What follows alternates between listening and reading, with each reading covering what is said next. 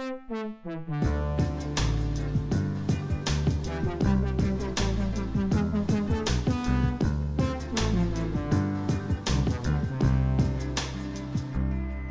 right, welcome to Researching Happy. This is the podcast all about the stories behind the studies of the research world of happiness and well-being. And it's a great pleasure to host today Dr. Kathina Ali, a great friend of mine. And, we haven't seen each other for a little while, so it was great to catch up. Kathina is a clinical psychologist and a researcher who's focused about understanding, or who's passionate about understanding and breaking down the barriers towards seeking professional help, which is such an important but difficult step for someone experiencing serious mental illness. So we cover a lot of territory in this conversation.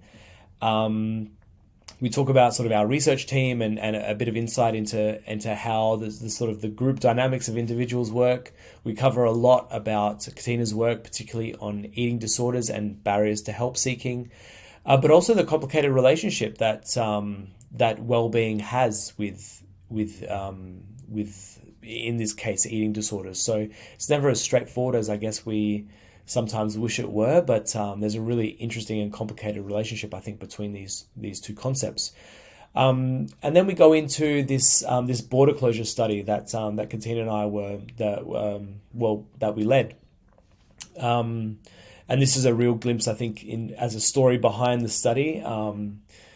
You'll hear a little bit more about, the mental health impact of when Australia closed its international border.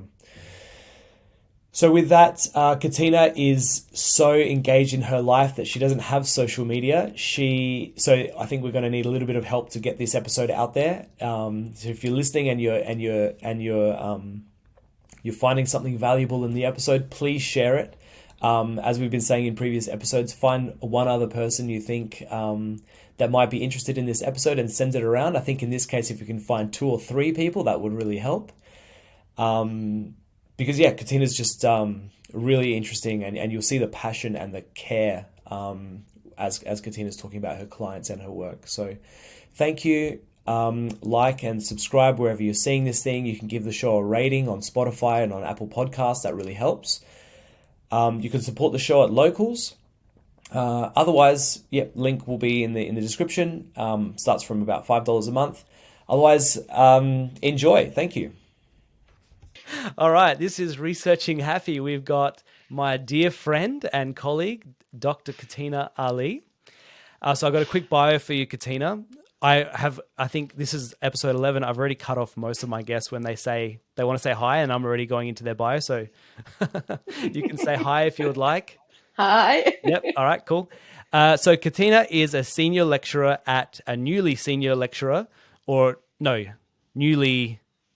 you're not newly senior. You're a senior lecturer at a new university for you, which is the University of the Sunshine Coast. You are also a research associate at the South Australian Health and Medical Research Institute, or SAMRI, which is obviously where I work. You completed your PhD in clinical psychology at the Australian National University in 2020, focused on investigating the help-seeking barriers and online peer-to-peer support for eating disorders. Kathina has a strong interest in developing, implementing, and disseminating digital interventions for the promotion of well-being and the prevention of and early intervention of mental health problems. Welcome to the show, Kathina. Thanks, Matt. Where did you get that info from? Is it wrong? No, it's all correct. All good. Oh, okay, cool. Yeah, so, this is something I'm going to give you a hard time about later. It was your bio from your previous role. Obviously, the new one hasn't been updated because you're fresh at the job. And invisible online. And invisible online. That's what I was going to give you a hard time about. I said before that we started recording, someone gave me some advice for when you're starting a new podcast, that your most popular episodes will be with your most popular guests. You very intentionally have no social media presence. So Sorry you are not for that, Matt. and that's completely fine. You're not here for for your role in spreading the word about the episode. You're here because I think you have something extremely valuable to talk about, and I love you as a person, obviously. So just a bit of background for people that are listening. This is basically going to be a conversation of two friends catching up. We previously lived in the same city. You now live on the other side of the country in a much warmer and more tropical, sunny place to live in the Sunshine Coast. And we haven't seen each other for a couple of months. So that's kind of where we're at. That's exactly right, Matt. All right, cool. So,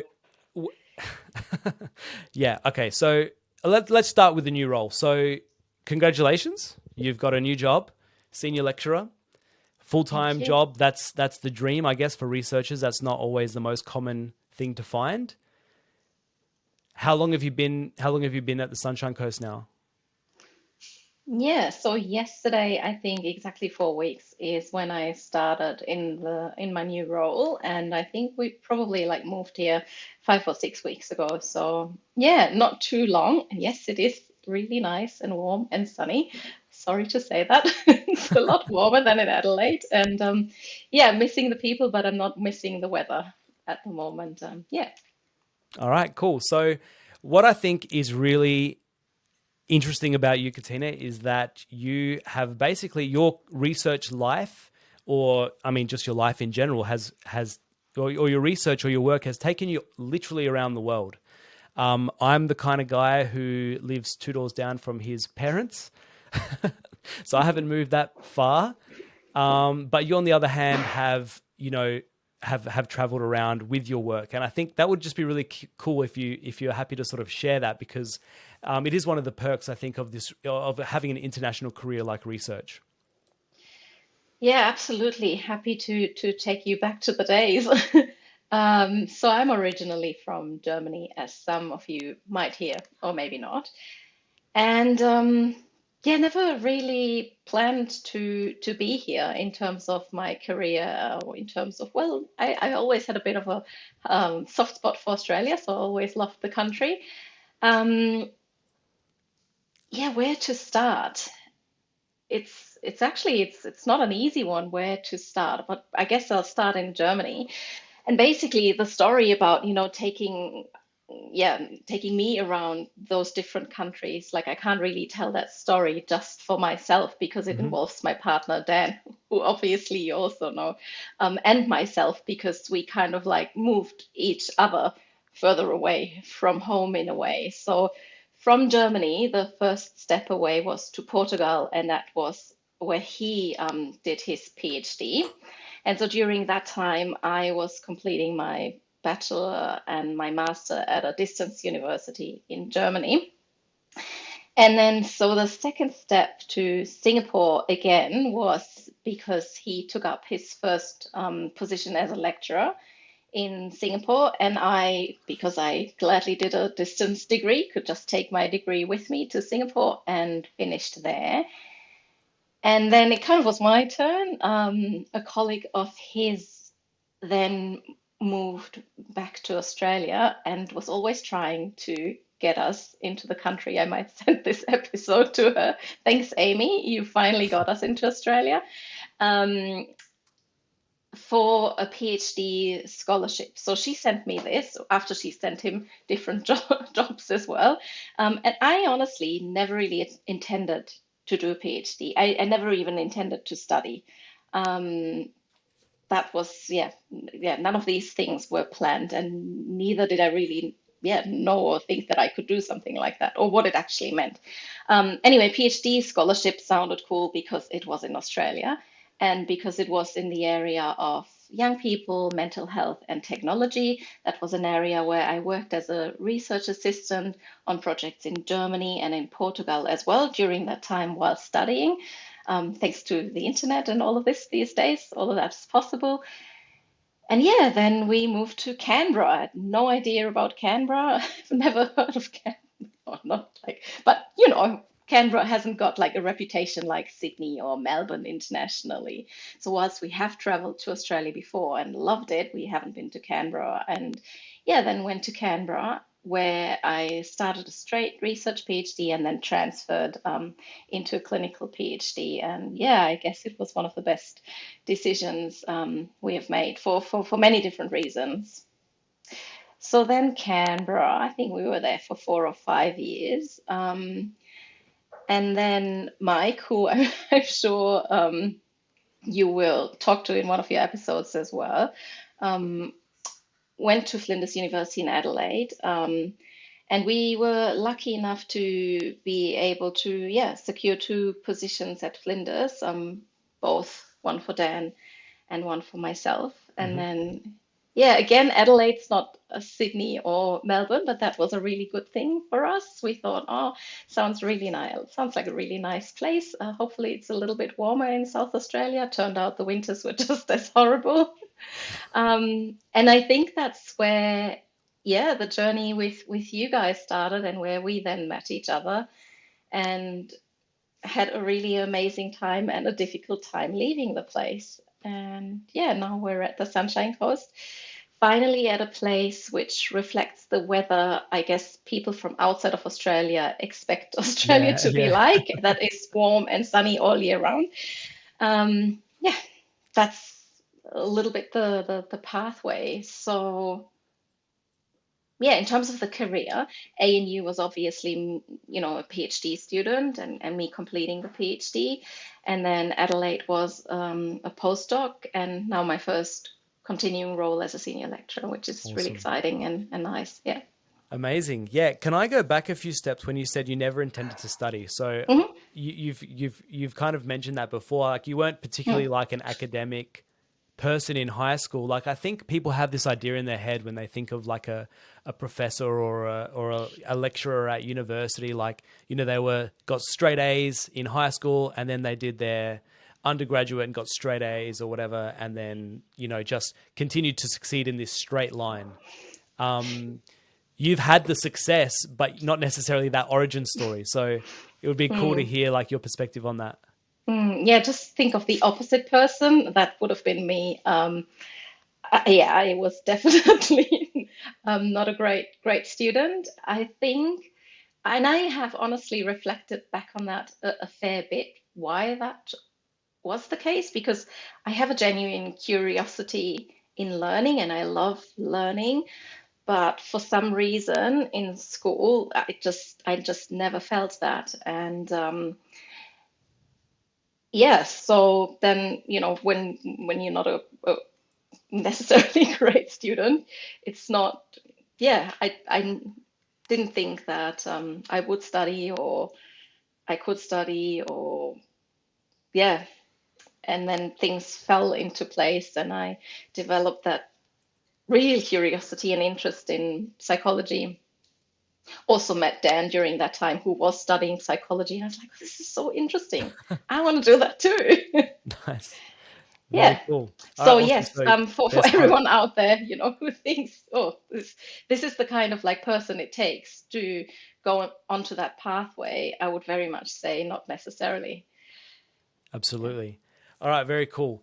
So let's hear a little bit about, before we start talking about well-being and happiness. I Mhm. think you're a interesting person for this. I mean, for lots of reasons, but for this conversation, I think what I'm trying to get out is, um,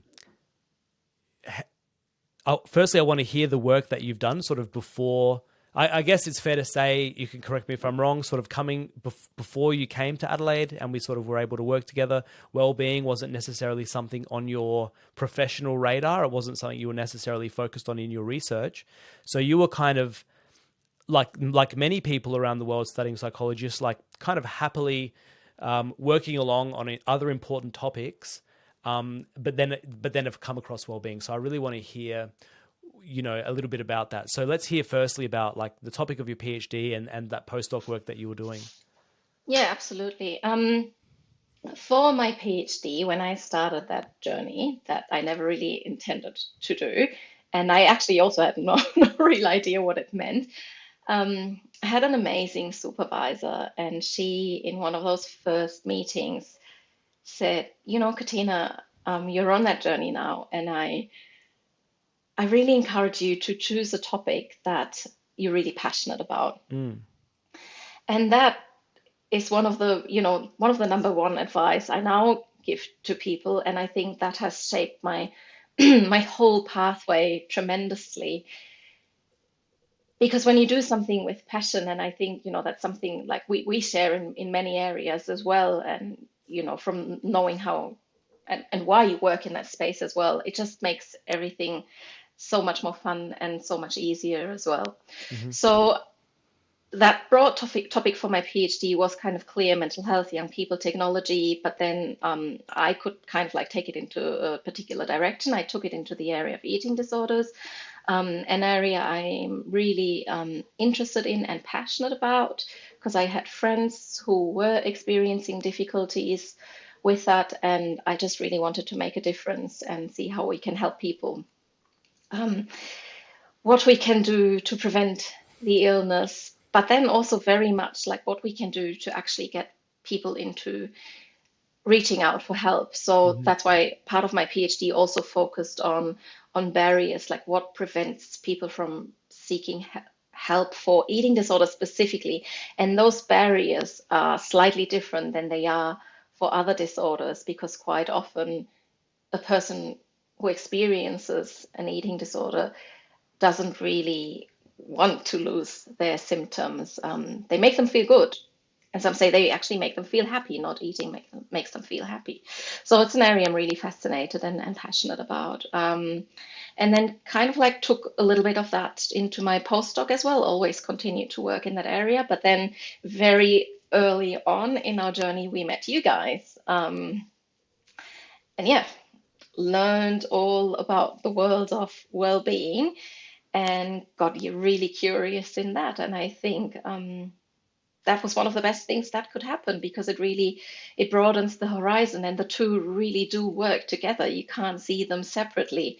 And in hindsight, I find it weird that in our training, we don't really learn anything about well-being. I mean, a little bit, but it's not integrated into the training pathway Do you as a mean in the train clinician. as a As a clinical clinician, psychologist? yeah, yeah, yeah, yeah.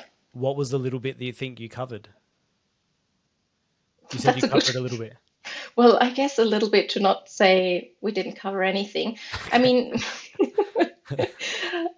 I guess they're not so separate that you wouldn't consider, you know, any disorder without considering a person's overall life and Hmm. overall quality of life. So, I guess when you do see someone and you try and understand what their life looks like and what their circumstances are, you would always consider, a social context as well, and, relationships.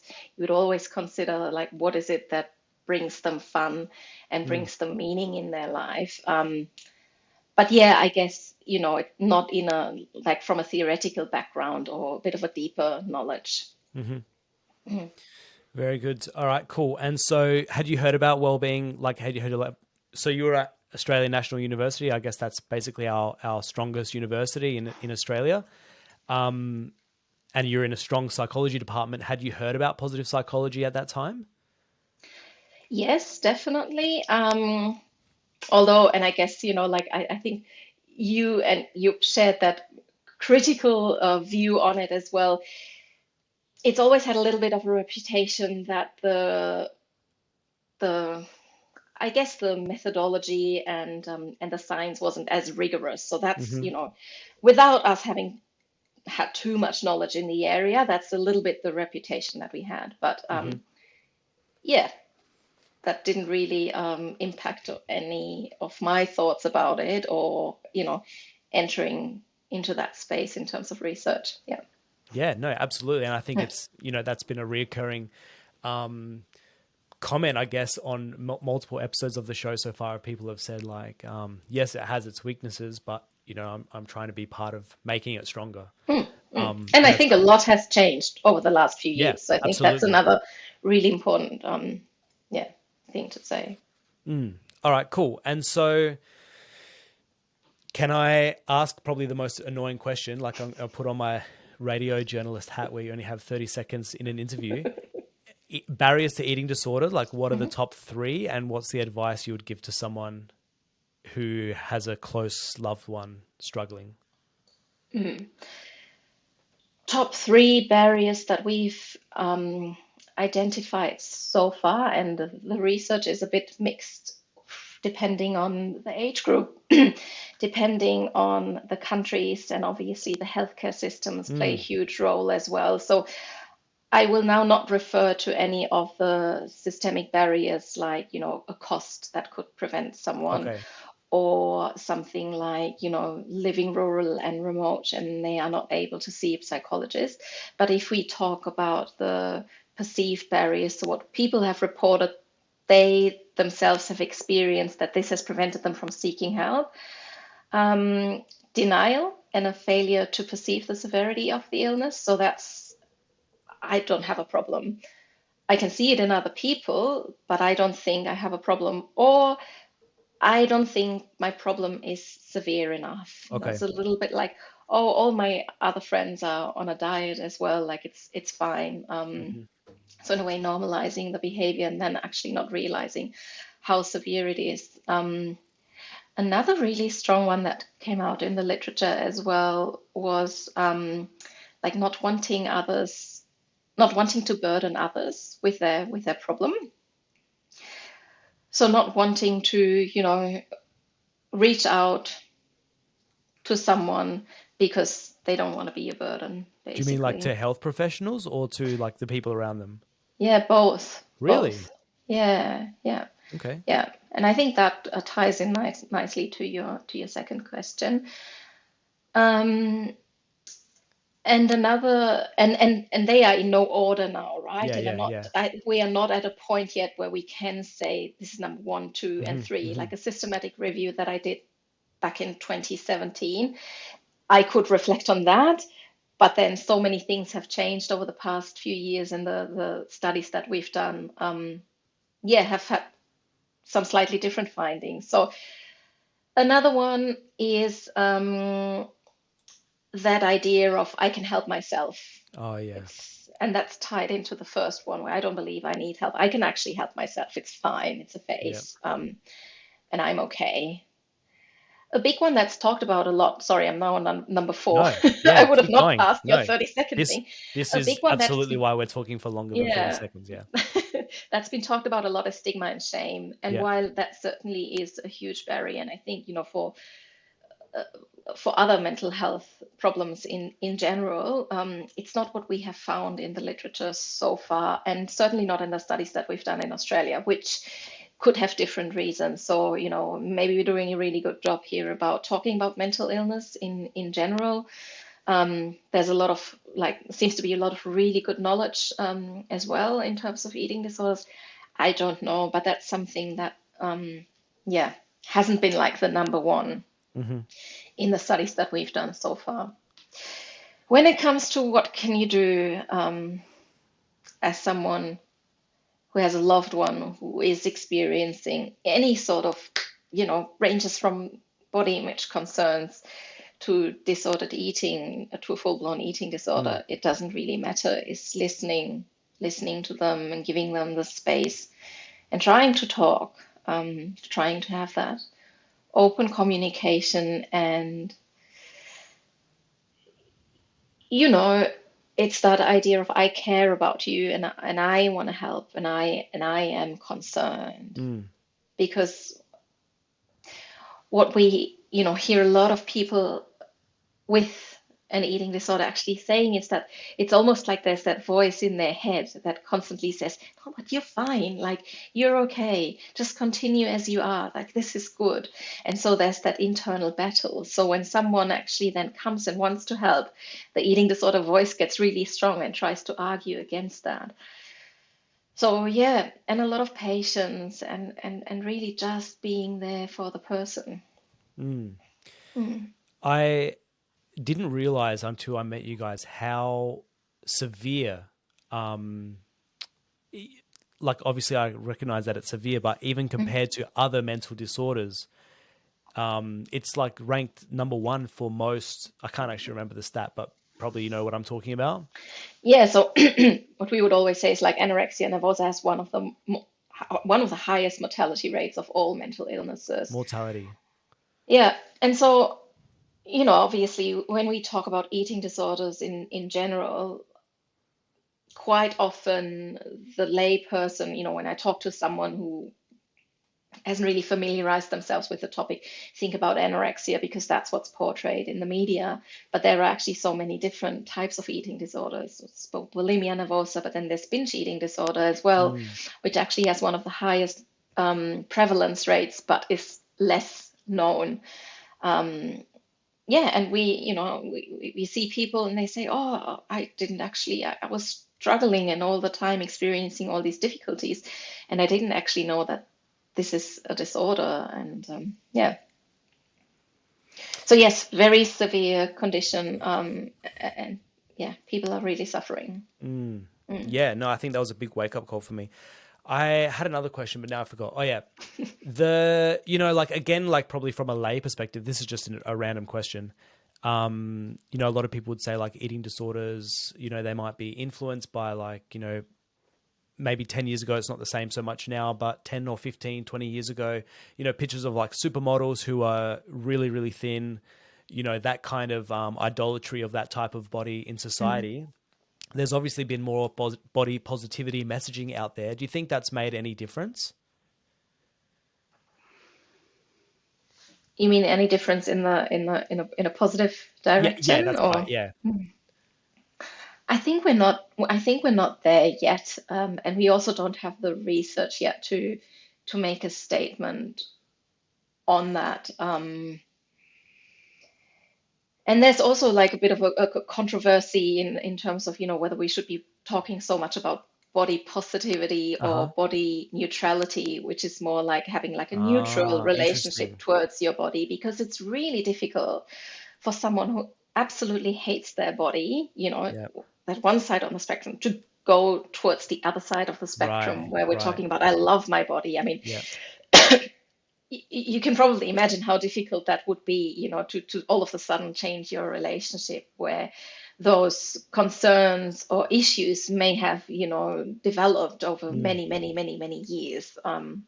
Yeah. Yeah. Okay, cool. Sorry, So that was just yes, more completely. exciting research, and that I think always happens when you and me talk to each other. The mind just goes like, "Oh, and we should do this research project, and we should do that." Yeah, we will talk about that. I'm trying very hard to keep that to the end. Spoiler alert. Or Sorry. not, I guess. No, that's okay. I mean, it doesn't matter. We can start talking about it now. But I think that is something that I want to talk about, which is the dynamics of the four of us: yourself, myself, Dan, and Yoop. Dan, I've mentioned on a couple of episodes. Yoop was a guest early on, so people could go back and find him. Dan, who was my PhD supervisor, I think I shared a story a couple of episodes ago about how we kind of solved that measurement invariance problem at the farmers market. Just As like you in, do. yeah, exactly. So I want to talk about like team dynamics in a little bit because I think we were often coming up with different ideas at coffee shops and stuff like that, and then bringing it to the more what would you call the other two? A bit more. What would you call them?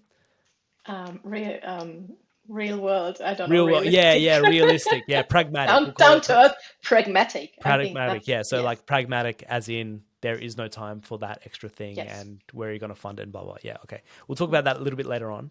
So with the eating disorder work, we I think you're in a really interesting position because I don't know whether we've like spelled it out for people, but you have been part-time clinician working with clients, part-time researcher.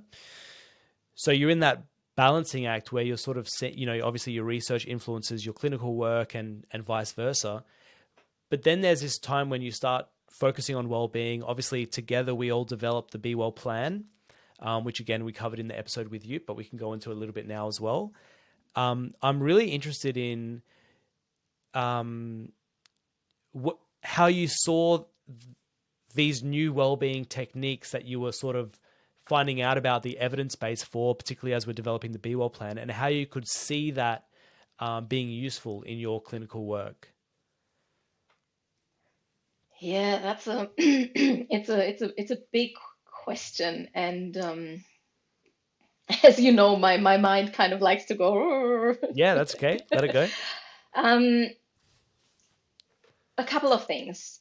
First, I think, some of the activities that we we do and we have in the Be Well plan already exist in the manuals. Hmm.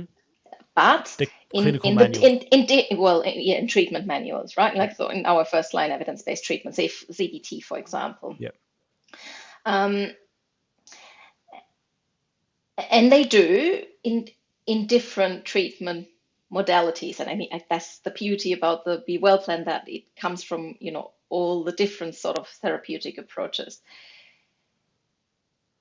But then there are others that don't, you know, like meaningful pictures, for example. It's one we should also talk about in a second if you Yeah. haven't already covered Yeah. that in, No, I in one haven't. of the I haven't. episodes. Yeah. Um, and so I think quite often when you do your manualized treatment, but obviously you have to consider the person in the context that they are with all their strengths and their challenges. I really like when once we had developed the Be Well plan, and everything was there, all those activities were always kind of in the back of my mind, Hmm. and kind of like impacting in a way the way how I was, you know, delivering an evidence-based treatment. So it was kind of like influenced, and integrated, I guess, integrated in a way Yeah. that, yeah, they were just in the back of my mind, and that idea that something different works for everyone, and we need to kind of tailor and find out what works for them.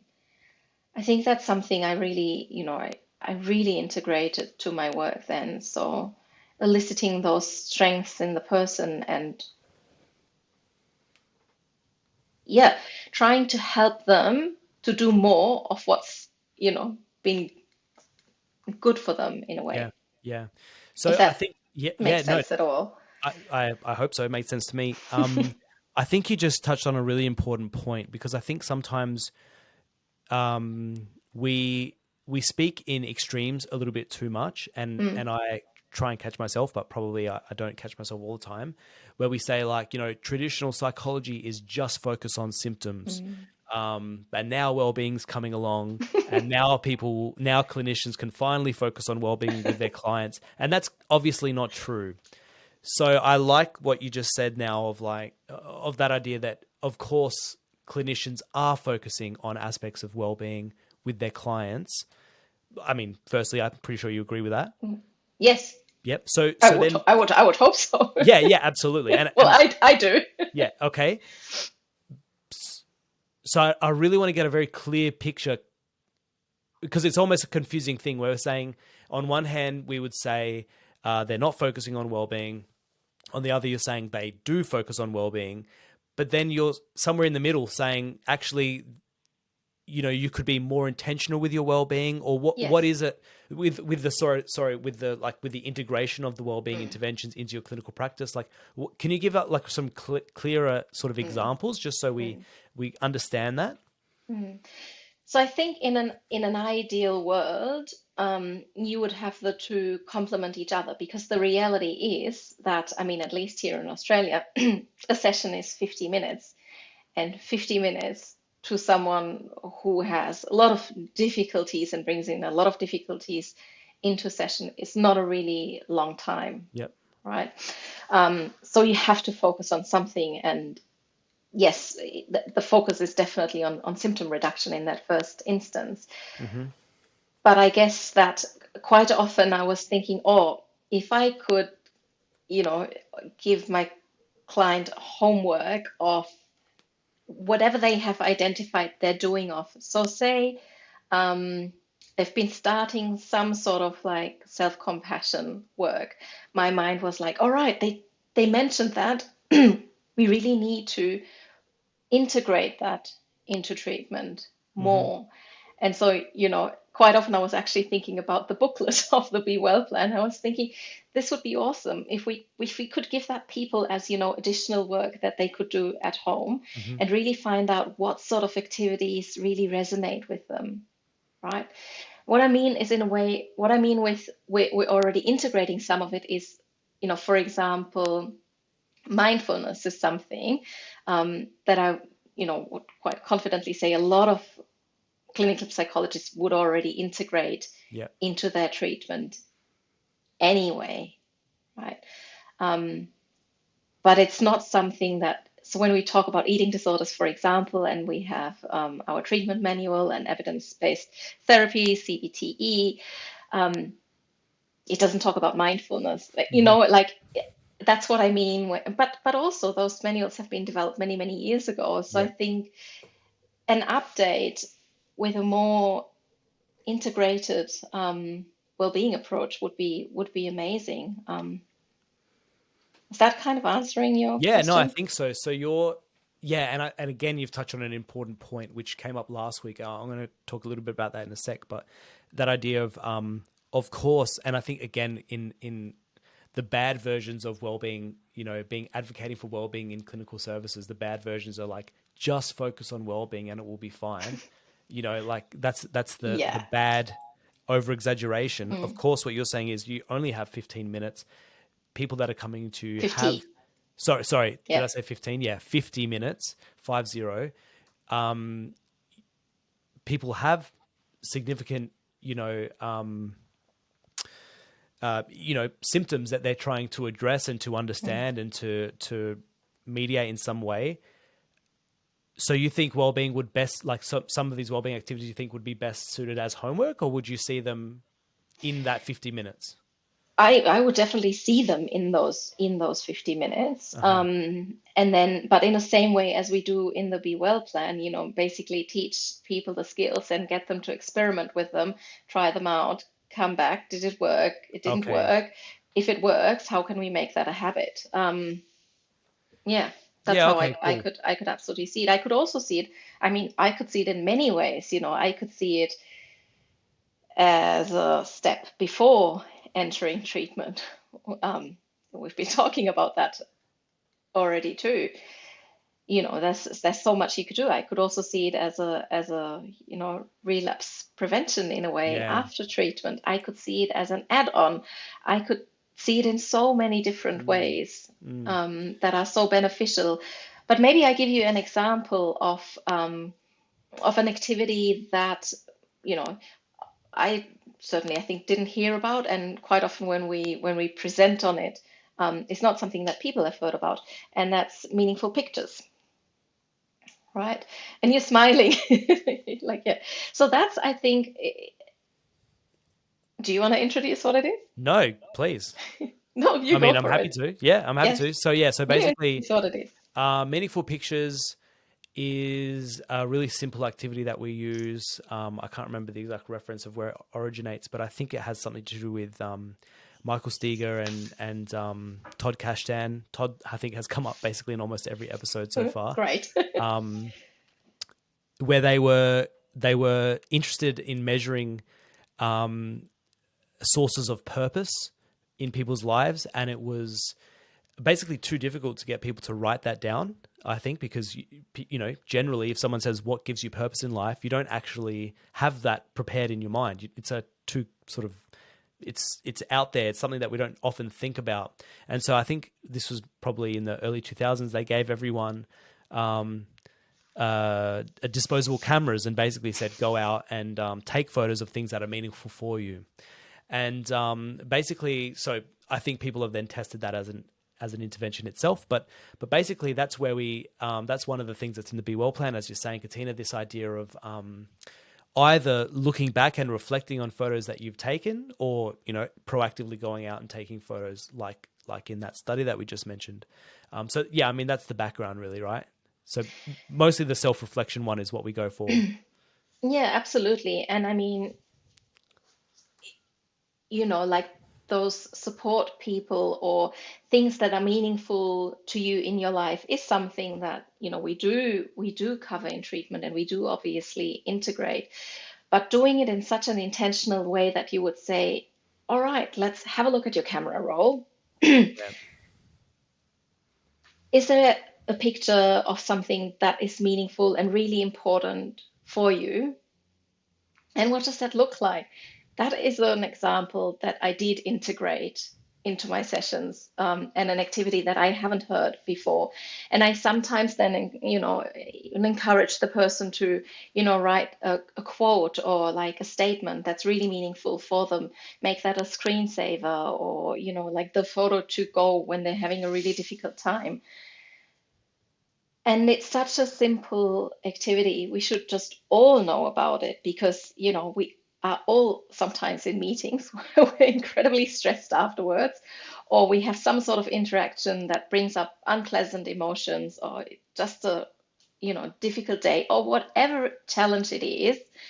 And that idea of taking out your phone and looking into your camera roll and really focusing and reflecting on that picture Mm. and on why that is important to you and what you actually have in your life, I think is something we should all know. Yeah, absolutely. I think, look, I think Samsung and Apple have stolen our thunder basically because now they've put that as a function in most in most smartphones, right? So that's actually pretty cool.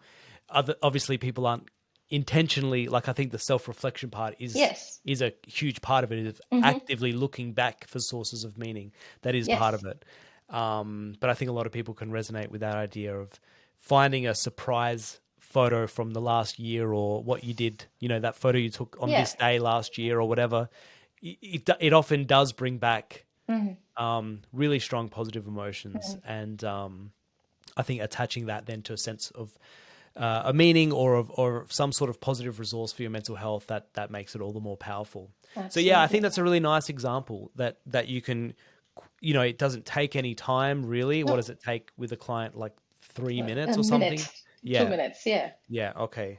And yeah, and it's funny that you said relapse prevention because that's my last guest was Chiara Ruini from Hmm. Bologna, and that's exactly what they've been working on. Basically, integrating CBT, sort of traditional CBT, with positive psychology interventions, Hmm. um, mostly focused on improving eudaimonic well-being Hmm. for the purpose specifically of relapse prevention. And I think they've had Right. some really great success with that. Hmm. So that would be really cool to see that applied into other disciplines.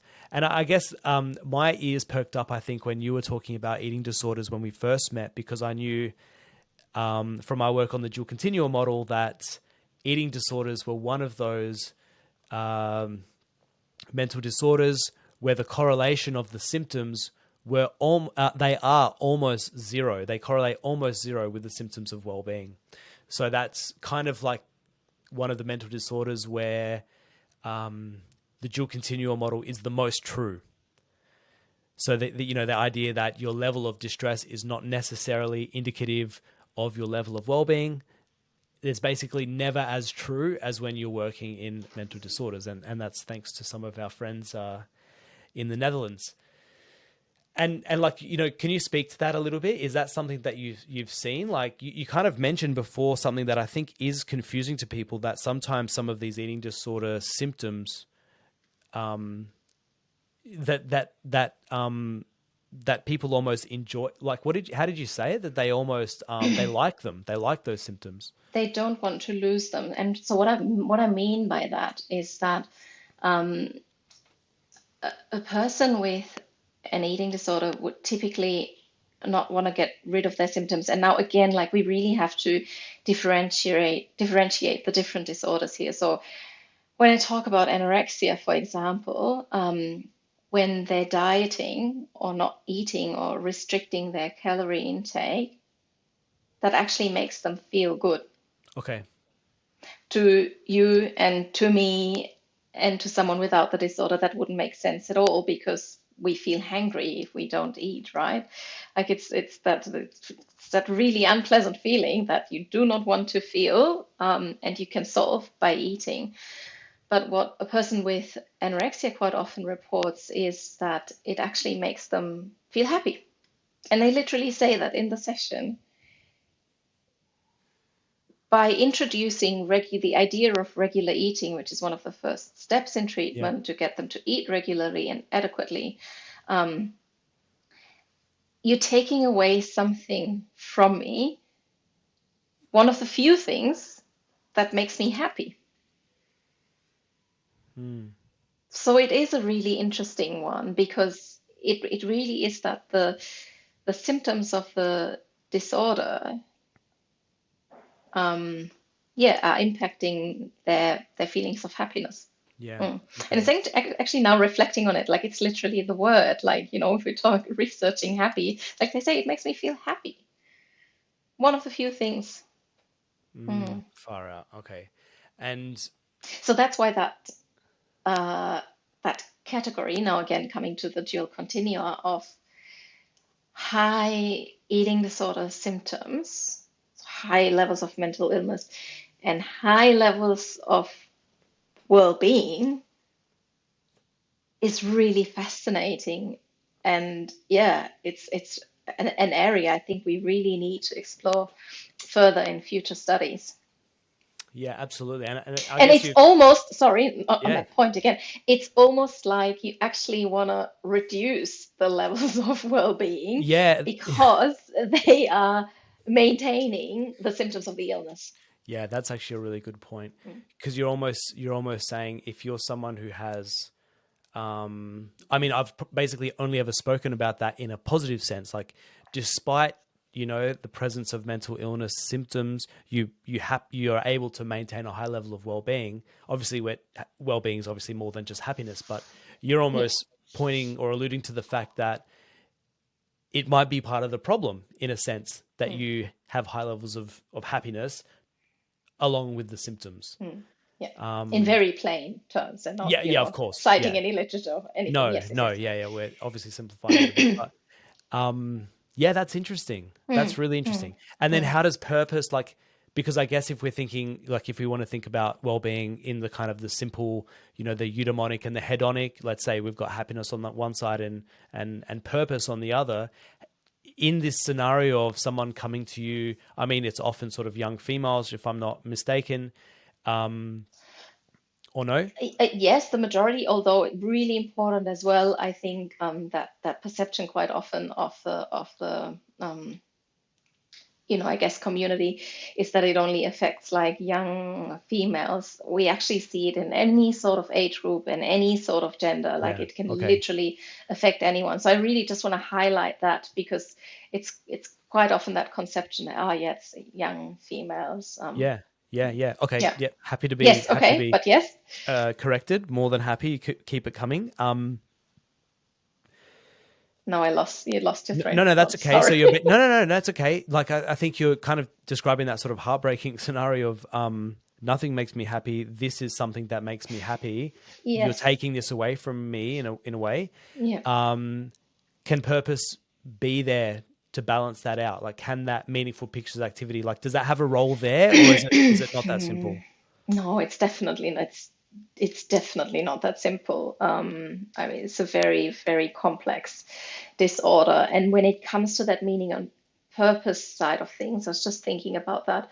It's almost like actually, so quite often people describe their eating disorder, again, anorexia mostly, as their friend. So it's actually the disorder that gives them a purpose. Mm, It's kind of like, when I was talking about that voice at the end, I'm not, it's not about hearing voices or anything, but it's that strong idea in your mind that it tells you, yes, what you're doing is right, and you should just continue to do that, and continue to not eat and see how it makes you feel happy. Um, they quite often report that they almost like build that bond. Yeah, I mean, I certainly had people describing it as their best friend, the friend who was there when no one else was there. really? Mm. Yeah, it's Yeah. heartbreaking. Yeah. Yeah. Okay. That is something that I think people have sort of played around with a little bit. That idea that a lot of these topics in well-being, like purpose, like meaning, like happiness, they don't necessarily come with like a moral good. So you can be Mm, happy from bullying others. You can find mm, purpose from, I don't know, whatever, harassing others. I don't know. That's the same mm, example, but so that's an interesting part. I think that's a mm, part of nuance, as far as I'm aware, unless I've completely missed a whole bunch of literature on this. I don't think the well-being space has gotten to that point yet of saying, mm, I think we often, if at least we'll just leave it at that we often just assume that having a sense of purpose is good, full stop. mm. when actually, like you're saying, there is sort of a morality that has to be considered. So very, very interesting, very interesting. Anything else on the integration of well-being into clinical practice from you? Anything that we haven't covered? No, I don't think so. Lots of ideas and lots of work to do in that space, and yeah, lots of new exciting research projects that are waiting Yeah. Yeah. All right, cool. So without funding. yeah, But yeah, we're well working that's on that. yeah, exactly. So if someone's listening to this and they happen to have a lot of money that they'd like to spend on this important research, please let us know. I won't hold my breath. But what I would love, so I think from my perspective, and I think from Youp's perspective for sure, we covered this a little bit in our episode, but we were kind of two guys who, within our team, obviously, like we're part of a team. It's not just us, but we're really struggling for.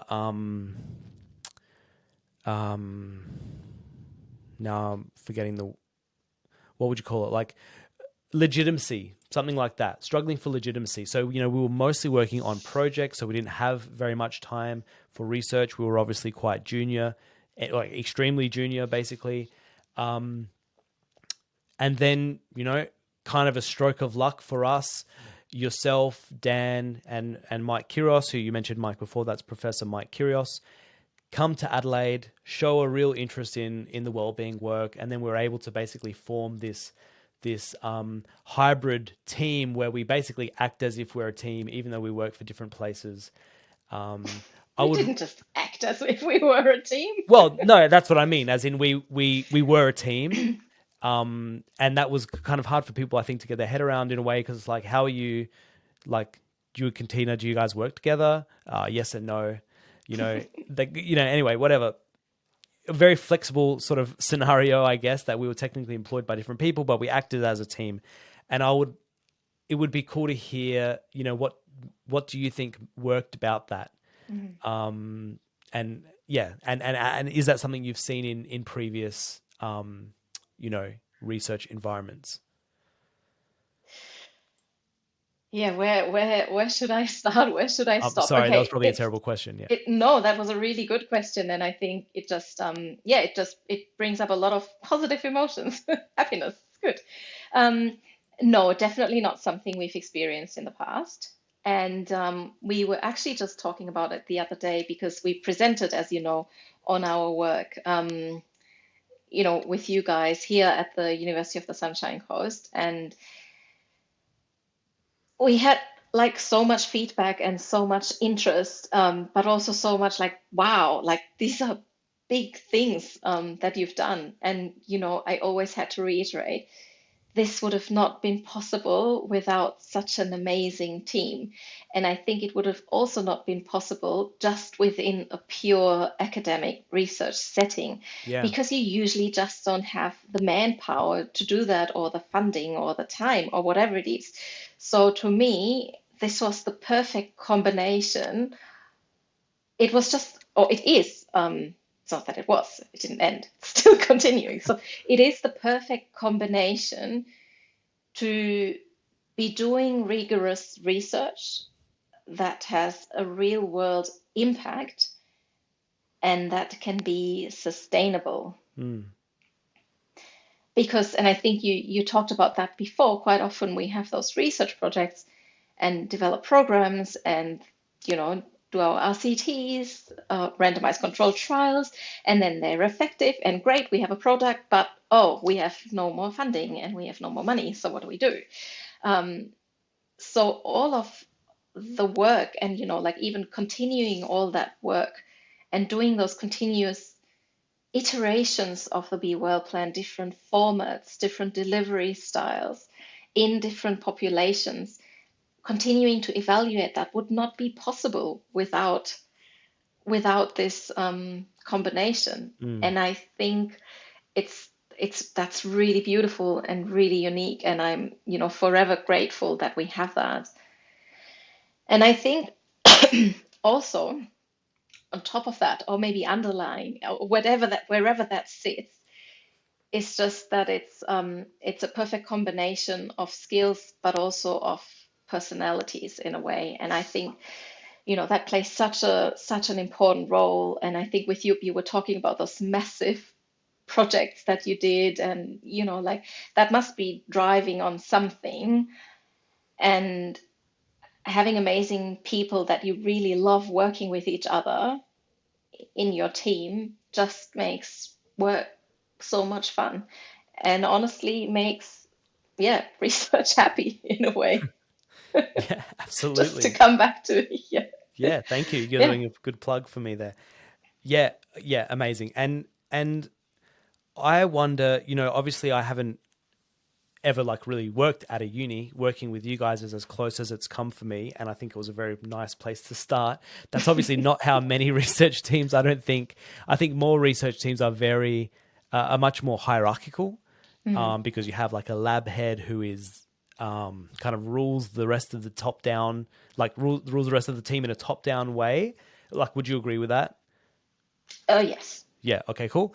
And in a way, like it's a challenge. I think I was going to say you can understand it in a sense because they're the person who often like wins the grants and you know provides strategic leadership and these sorts of things. But I guess in that scenario, it's very hard for people who aren't at the top of the hierarchy to actually climb up the steps themselves. Mhm. So I think we had a much more sort of egalitarian sort of setup.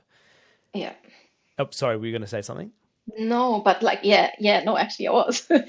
What you're saying there, I mean, that in and of itself creates a specific environment, right? Like a specific environment of competitiveness, or whatever it is. And like working in academia, unfortunately, that is the reality. But I think that's also one of the beauties in our team, and why all of this worked so well, or works so well, because there is no hierarchy and there is no competitiveness. And like, we support each other, and we have those ideas and thrive on those ideas. And sometimes we can go a bit too far in one direction and need other team members to hold us back a little bit. But yeah, it's just exciting.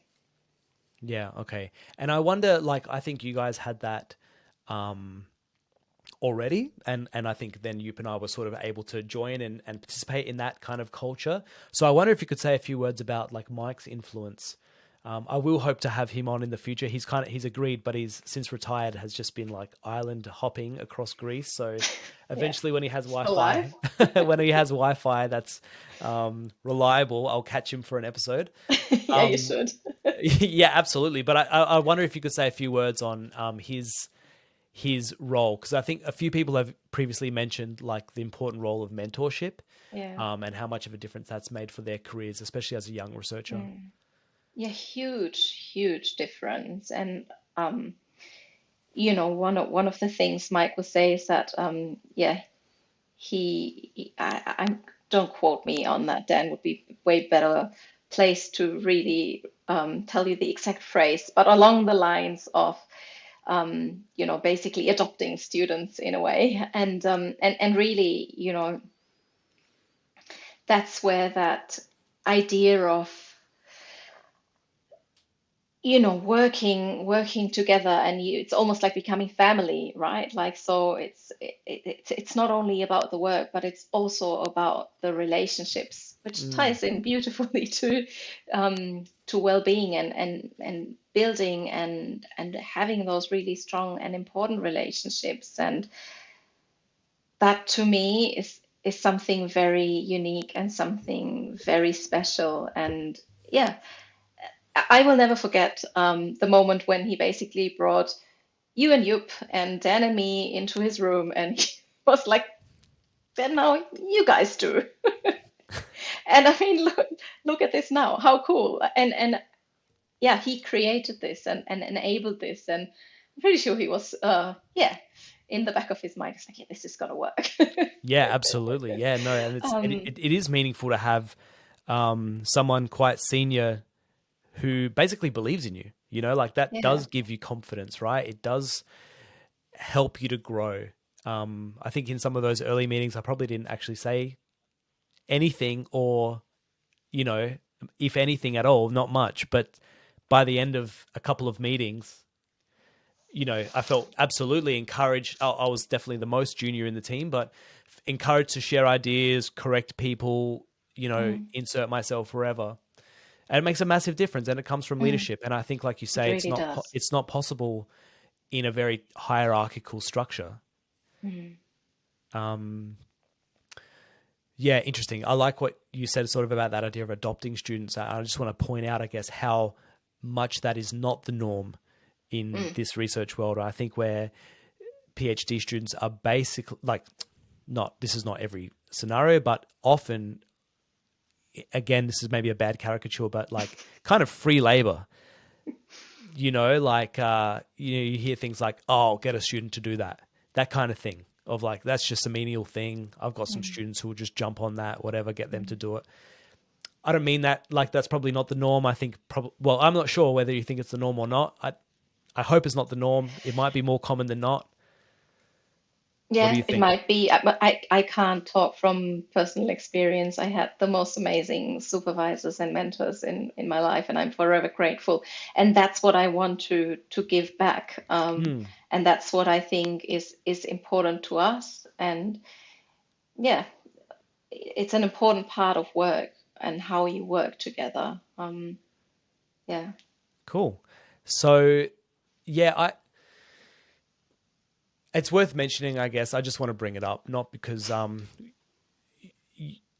to say that we were able to do a lot of cool work. I think having just basically been strangers, from going from strangers to within like 2 or 3 years, doing a lot of good things with the Be Well plan and randomized controlled trials and publications, and then ultimately submitting ourselves for that South Australian Science Award, which for us is a big deal. And that all came again. It's Sounds just, good. Innovator of the year. Come on. yeah, well, South absolutely. Australia. Okay, but But it's funny how, just I guess I want to give an example of sort of the way we worked as a team. Do you want to give the story of bringing, you notice this thing and you bring it to the team? of the award. Yeah. Yeah. How did that actually happen? Let me try and remember. I think it's probably some of the emails that you get, about you should apply for this, you should apply for that. And there was this thing, and I think we've talked about it the year before already. So there is the South Australian Science and Excellence Awards every year, and you can, I guess, you can nominate yourself as a team or as an individual. Hmm. And whenever these things come up, I'm like, oh yeah, we should try it. Why not? And I think when was it? So it was. I'm totally confused with dates now. I Okay, have so no that was idea. last year, 2022. The year before, I said, oh yeah, we should do it. And probably you and Dan were like, yeah, when's the deadline? And I said, oh, it's in 2 weeks. And you were probably like, yeah, we can do that, Katina. The two were like, we can't. Last year then was a little bit more organized. I think it was 2 weeks, and we definitely said yes, we should definitely apply. Um, Well, I think you said the and 2 years before was 2 days. You meant. I think you said 2 days, 2 weeks. yes. Oh Yeah. no, So you thought, 2 let's do days. this thing in Sorry. 2 days. Yeah. Yeah. Yes, yes. So the other one was then 2 weeks. And yeah, I can't remember exactly, but you would have been like, yes, Katina, we should definitely do it. Tell me when we should work on it. And so we went on that journey. And of course, as it usually turns out, it's way more work than you expect that it is. But it was a beautiful opportunity for us to actually consolidate all the work that we've done Yeah. and the impact that we had. And we always talk about you need to celebrate your successes, but I think we're not still doing a good enough job as a team. So bringing that kind of application together where we had to, submit all our CVs, but then also, talk about the real world impact that it had and consolidating all the different publications and grants that we've had coming from zero in the beginning where we said, oh yeah, I think we have to establish ourselves as a team now. And then looking back and like, yeah, actually that's exactly what we did over the last few years was pretty amazing. Mm. Yeah, and very absolutely. special. Yeah. For sure, for sure. And I sometimes feel bad for Dan and you because when we talk to each other, we make them sound like these grumpy, um, um, pessimistic guys. I think they're actually extremely optimistic, Yes, but a bit more realistic. And I think they're very realistic. we're much more optimistic and much less realistic. So that's kind of the way that it balances out. That is Unfortunately, 100% accurate. yeah. Okay, cool. So just so it's clear. Um, um, we were finalists for the award, so that was kind of like top three. We were extremely proud of that. Unfortunately, we got beaten by a guy who came up with the world's most accurate clock. I think, if I can remember correctly, it could like predict. It would accurately tell the time to within like a fraction of a second in like 100 million years or something like that. It's, whatever, it's very pretty cool. Like you have to say, pretty cool. But Yeah, pretty cool. I mean, anyway, having been there as finalists, coming from the area of like psychology or mental well, health that's true. and well-being, like that was a big thing.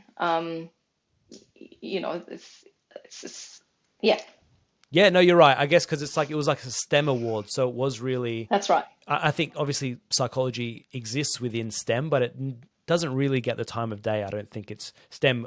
People think of engineering and Yes, technology, and people in lab coats and wearing safety goggles and stuff. yes. And on that night, the winner of the biggest award, which was, I mean, there's kind of two awards. There's the Innovator of the Year, which we were the finalists, and then there's Scientist of the Year.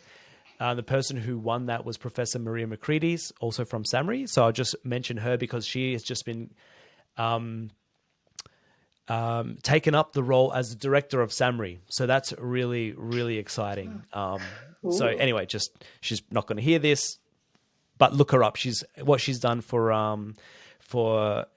baby health, particularly around breastfeeding, has just been incredible. So yeah, congratulations to Maria. Really look forward to her being the new boss. As a side note, Pretty amazing. You should get her into one of your episodes. yeah, absolutely. I Yeah, actually should. Actually, I should. yeah. Um, yeah, cool. I think SAMRI was rated like top 40 scientific institutes in the world. I don't know where that was a couple of years ago. I don't know where it stands today, but Right. definitely being a director, I look forward to it under her stewardship, basically. But so yeah, if she was listening, there you go, Maria. Um, which she wasn't. But anyway, so talking about lab culture or team culture, I think we have this funny thing which some people would look at in a negative sense, where like our work lives and our personal lives are not very clearly defined. And people would hear that and think like, oh, you're a work addict, or like you're a workaholic, or you don't have boundaries. But I don't think it works like that for us. Like, do you want to talk a little bit about this?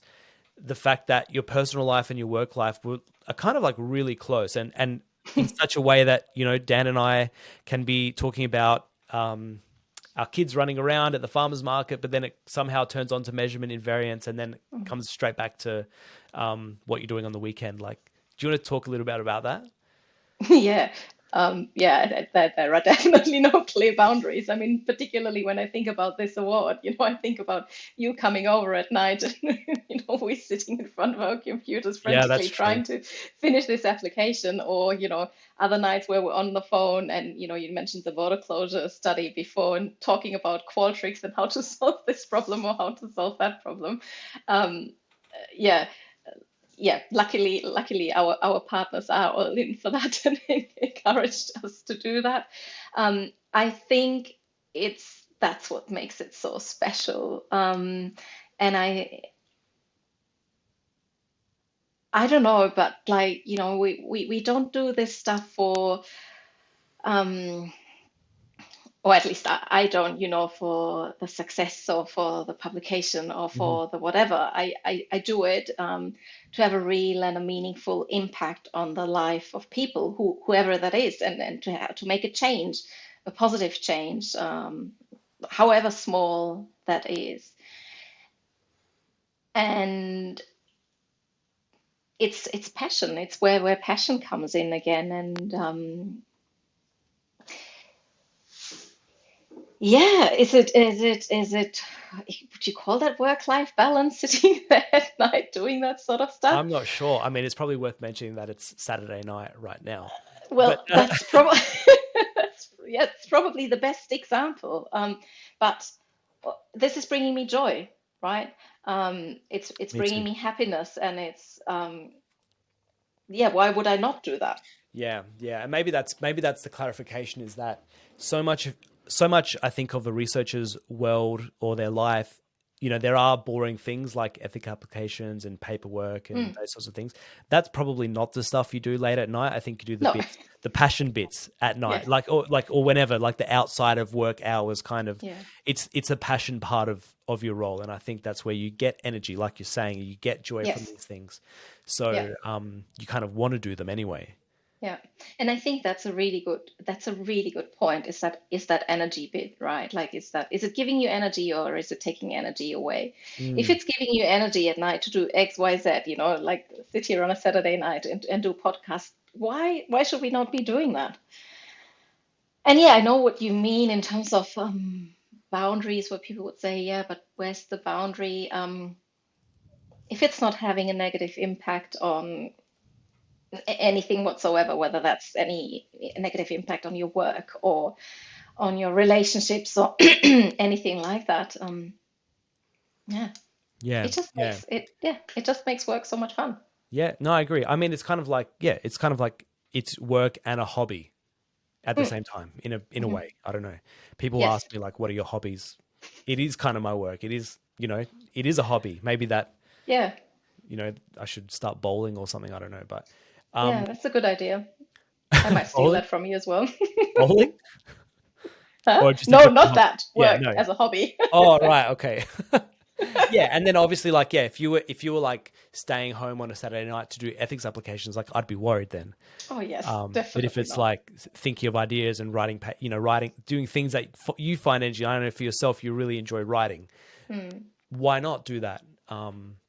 Anyway, cool. mm. I think we've covered that. So what I want to do, it's already been an hour and 10 minutes, far out. What I want to I do, told you we'll sit here until 12. yeah, okay. um, the all right. So what I wanted to bring up with the last one was the border closure study, and so Hmm. the tagline of the podcast is stories behind the studies. And I think this is an interesting one where there's a very applied background to why we Hmm. just did this study. We don't have to go into like the full story details and stuff like that. Obviously, just share what's comfortable. But this is one that was completely out of the box for us. It's something that we had probably never considered. Um, but let's talk about it because I think it's been such a strange research experience. I think for us, would you say it's fair to say? So, I mean, I Yes. haven't really started with a sentence, but if I would just lead in, I guess basically you had become aware of. So you've migrated to Australia. You've got family around the world. Some were here, some were overseas. And during the COVID lockdown, COVID early days of the COVID pandemic, Australia was one of those countries that closed its border. We're not saying whether that was right or wrong. I think what became very obvious to you from what you were seeing around the world was there's a very significant mental health consequence of that type of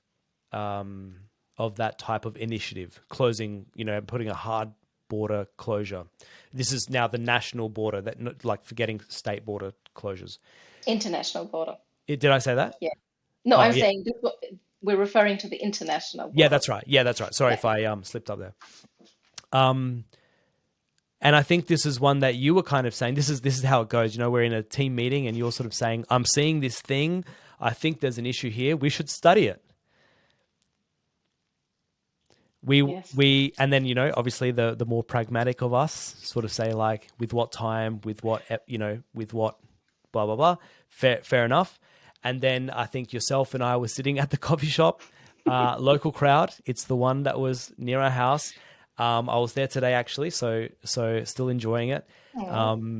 Yeah, lonely without you guys, but that's okay. Mhm. Um, we were sitting there and you kind of showed me these Facebook pages that you'd come across, Mm. um, which was full of, I guess, what were they, like support groups? Like, do you want to take it up from there? Yeah, yeah, definitely. Yeah, first of all, this study would have never happened without you saying we should definitely do it. So I think that's, how we kind of like work as a team as well. But yeah, you're right. Uh, and you might come to that point later about me being so hesitant about media.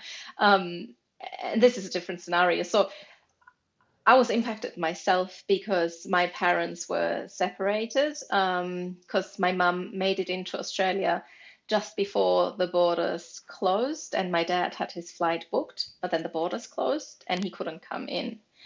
And so in the beginning, it was that idea of, oh, yeah, okay, it's just a few months. It's okay. He'll come and join us a bit later. So he was going to retire at the end of the year.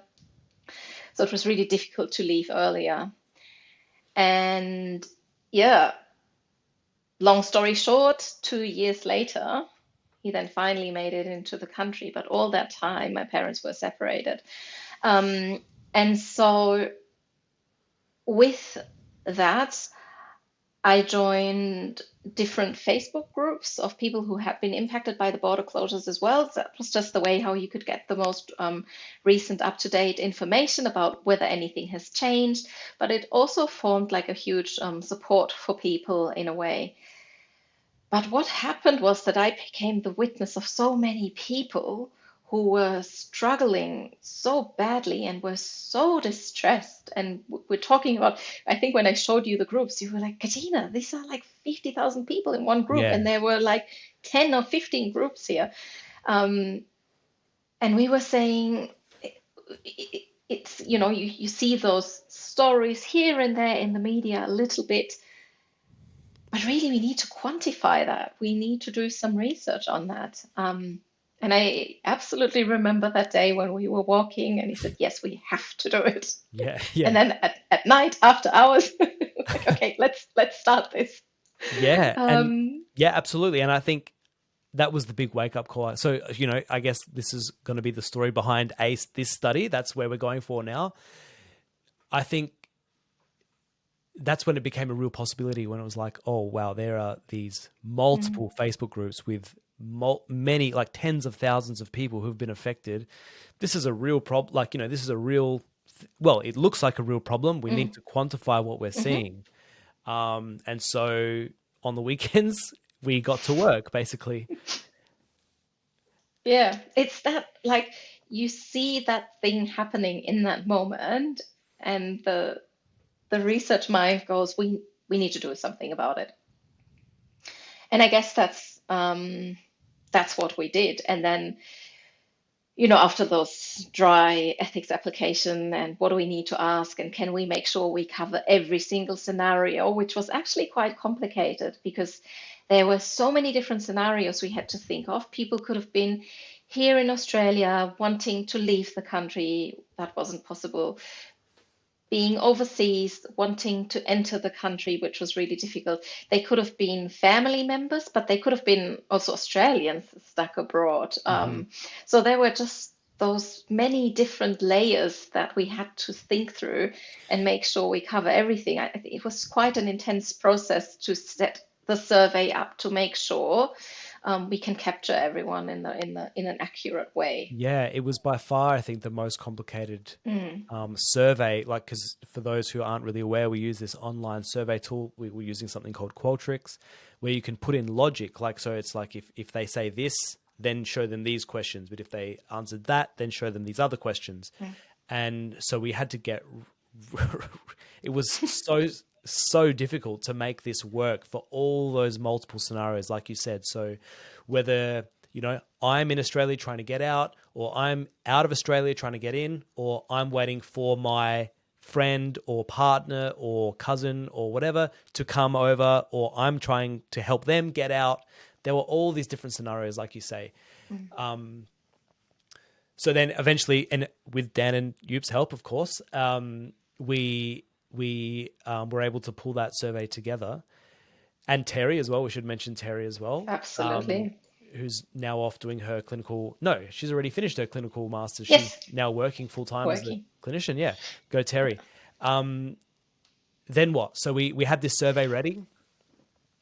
And then it got really exciting. We launched the survey in the morning. I think it was 9 a.m. Into those Facebook groups, right?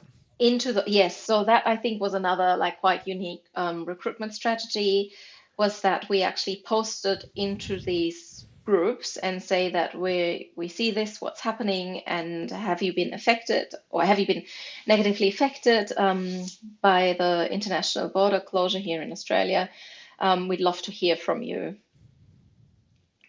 And I don't know when you made your prediction, but at I one point remember you it made, exactly. yeah, tell me, when Well, we was were that? just about to post. So there was like maybe say there was 10 Facebook groups that we were going to post into, and we'd had to go and get all the permissions from the group admins, and obviously after we'd had done ethics and all that sort of thing. And I remember I was at Flinders that day, and you guys had to go to a meeting or you were lecturing or something like that. And I said, I'm about to send this off. And when I see you after your lecture, that's when I said, oh, no, you're talking about a different protection. I was basically saying, next time I see you, we'll have 300 people having had completed this survey. And you were obviously laughing like this is completely ridiculous. But actually, a couple steps before that, you're right. I was saying we're going to get like 10,000 people are going to do this survey. That was my prediction.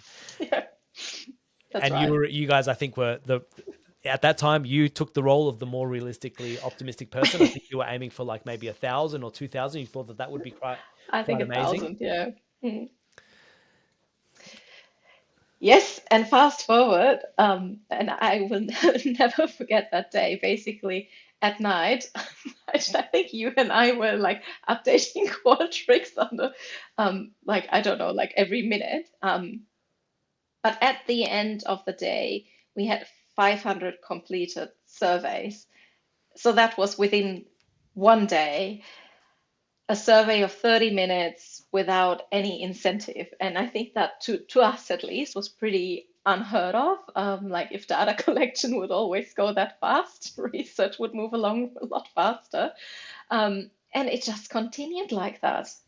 It continued, like responses continued to come in, so that in the end, we did have more than 8,000 people starting the survey and more than, or I think almost 4,000 completed it.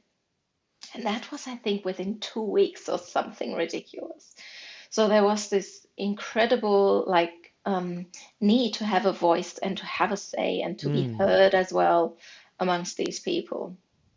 Yeah, exactly. And so I think we're sort of laughing, at a very serious topic, right? So please, Mm, please, to the people that are listening, understand that we know that this is a very serious thing. We're laughing more at just the pragmatics of the research land, that idea mm, that we've never seen recruitment like this. So yeah. we're absolutely touching on something that people were feeling unheard about, Mm, because, of course, at the time, the general consensus was, the border closure must be done, mm, for the reasons of the virus, and people can have their opinions about that.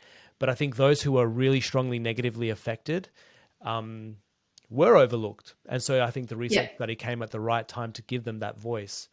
So now, and then I guess to cut a long story short, we've done now 3 waves of that measurement. So you made a good point that it was a very long survey because Yeah. in a way we wanted to make sure that we weren't missing vital information. So we did Mm. include quite a lot in our assessment. And we Um, obviously wanted to measure distress and well-being as well. yeah, Mm, exactly. Absolutely. mm, So yeah, we've talked a lot about, the scenarios that people were finding themselves in, because I think that was also mm. important at that time to Yeah, understand, was it mostly people trying to get out? Were they trying to get in? That kind of thing. But also the impact then of well-being, and on distress. And so we measured that basically in 3 phases. I think it was like mhm. at a certain time, then it was like, was it 3 months after, 3 month, 6 month, and 12-month follow-up. 3, 6, and 12 Mm. month follow-up? Yeah. So that's 4 waves. Oh, yes. Yeah. Yeah. Yeah. Counting it. Mm. We haven't had a chance to analyze and to publish that sort of follow-up data, but we have published the baseline results. So do you want to sort of take us through that? Yeah, I mean, in a way it wasn't surprising, but in a way it was surprising. Like the levels of distress were like beyond any clinical cutoff that we have seen in any other population during that time that were severely distressed as well. So say, healthcare workers, people in quarantine, etc., etc. So there was just this extreme distress, and low levels of mental well-being, obviously as well, that we saw in that group that's been largely overlooked and not really had a voice and had a say. And that's, I guess that was our argument, like, you know this should be taken into consideration in future policy decisions as well, because we are talking about a large number of people, and we're talking about very, very severe distress, in a way how that is impacting on them. And I think, in a way, the quantitative results are one thing, but what really struck us as well was the large number of people. So, what we did at the end of the survey, we put in a comment box and said, if there's anything else that hasn't been captured, feel free to share it, or if you want to share your story. We had more than 2,000 people sharing their stories in that. And I think, like Matthew and me started going through, and that it just was just heartbreaking. And so we got two experts, thanks to Candice and Ema here, involved to analyze that data. And that just backed up that quantitative data with the stories of the people, and the way how their lives been turned upside down because they couldn't be there for the birth of their child, or for an important wedding, or for the illness of a close family member, for whatever important milestones that they missed, and many, many different things. And that was really, yeah, it was really impactful, to read that. Yeah, no, it was hard to read. Basically, it was really Mm. hard to read, and it was an interesting topic because it's obviously a bit of a controversial Mhm. subject. It was, I think, really hard for us to communicate in a way that, Mm. we were kind of saying we're not passing judgment on this policy, whether it's right or wrong. We have our personal views, but this is not that. This is the idea that we need to be evaluating policy implications on multiple outcomes. It can't just be on one. And mental health outcomes often come from any policy Mm. decision. That I think that was really hard for people. They were basically like they took a very skeptical view, I think, in general, like, oh, so you're saying that the border closures are bad. I don't think that's what we're trying to say here. The idea is that there are, if there are positives, there are sometimes also, side effect negatives, Mm. and that we need to be doing something for it. Not necessarily opening the borders, but offering support for people who have Mm. been negatively impacted, or something along Mm. those lines. And as well, considering it. So, when we're considering health, as in physical health, the argument that we made as well is that we should be considering mental health as well. We can't see those two as separate. They Mm, are not mm. separate. Yeah, no, absolutely. And so Mm. I think, yeah, I really look forward. We have to find the time, but I think we just discussed Yes. it during the week as a team, the four of us again. You know, that's something that we need. We have an obligation to get out there because I think, you had an honors student last year who was able to Yeah. analyze some of that follow up data, and it was interesting. It looked like for those who were negatively affected, um, there was, even if their scenario had changed, like say they were trying to enter the country, even if they had entered the country, I think a lot of that distress had actually remained. Mm. And so you can imagine that, particularly when you read the qualitative insights of, if you've missed the death of someone, or if you've missed a key milestone in life, having then traveled doesn't actually make up for what you've Mm. lost. So really, really powerful. I'll put some links to those studies in the show notes of the episode so that people can catch up. But yeah, I guess it'll be really interesting to see what happens now that we've got this 12-month follow-up to see how people have been tracking over time. Yeah, absolutely. Especially because we still had a 3, 6, and 12-month follow. I think almost 800 people completing it, and like just if any anyone has completed it who's listening, like thank you so much. I think Mm. there's a huge shout out for all those people who have completed those surveys because that would have also not been easy to complete such a survey in that situation. Yeah, absolutely, absolutely, and you know the one that always sticks in my mind of the qualitative results was the one around you know, to think that this had such a powerful impact. You know, I think it was really easy, like I said, to go very right back to the very start of the episode. You've moved your whole life around the world. I've moved literally down the street. If you're someone in my shoes, obviously I have family overseas, but the large majority of my life is within Australia. It's even within South Australia. I could very easily not be affected by, you know, some of the by the border closures. I basically wasn't affected by the border closures. Whereas for someone whose entire life is overseas and they might be the only person in their family living in Australia, well, they had the complete opposite experience. And I think that stuck in my mind. The idea when reading some of the qualitative results was like, you know, some people saying like basically in my office, my life, I'm going through the hardest thing that's ever happened to me in my life. You know, it might have been something like, you know, watching my parents struggle with dementia by themselves in the UK while I'm stuck here and I can't be there to support them. I'm going through the hardest thing that's ever happened to me, but my coworker next door has had none of that experience and basically doesn't care. You know, almost because they just haven't recognized that they haven't had the insight to realize that while their life has not changed, mine has completely changed. That was the one that really stuck in my mind because it's like I guess in many ways I was that coworker. But basically, my life has, you know, you and I were lucky we didn't lose our jobs. We didn't. Hmm. We're part of the laptop class. We can be typing along on our laptops from home or in coffee shops. It was so easy to overlook the struggles that Hmm. people were going through. So, you know, so was there one particular scenario or story that stuck in your mind?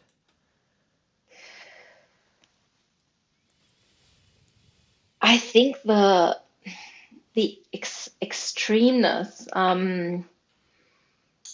of how people were impacted really stuck in my mind. So the severity, how they have been impacted, and how it completely like yeah, basically in a way like the words that they used like ruined their life. Like also Mm. like sort of relationships that kind of like just couldn't continue because it was just too long and there was no end in sight.